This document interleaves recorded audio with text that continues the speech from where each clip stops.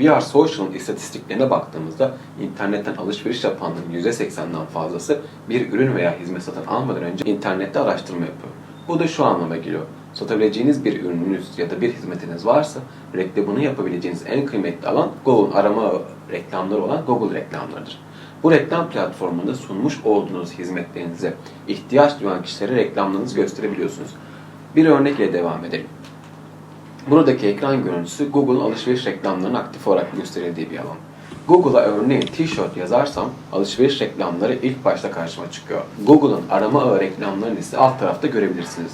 Google'ın ücretli arama ağı reklamları ile biz dijital pazarlama uzmanları ile çalışarak ürün ve hizmetlerinizi Google'da arayan kişilerin karşısına 2 saatlik onay süreci sonrası çıkartabilirsiniz.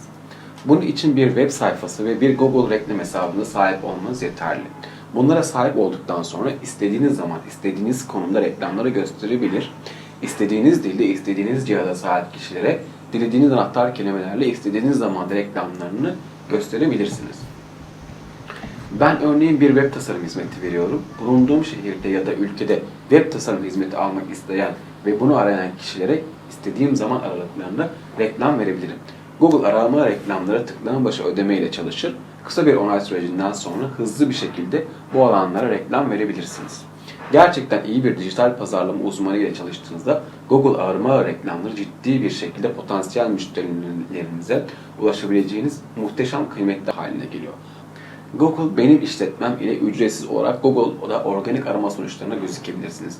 Örneğin Google'da restoran araması yapıyorum. Burada haritalarda restoranın çıktığını görüyorsunuz. Alt tarafta ise gözüken Google'ın organik sonuçlarında restoranın ilk sırada çıktığını görebiliyorsunuz. Böyle bir durumda herhangi bir tıklama başı ücret vermeden potansiyel müşterilerinize arama motoru optimizasyonu yani SEO çalışması yaparak ulaşabilmeniz de mümkündür. Şu ana kadar 2 farklı dijital pazarlama kanalından bahsedeyim. Dijital pazarlamanın buna benzer pek çok farklı kanalı bulunmaktadır.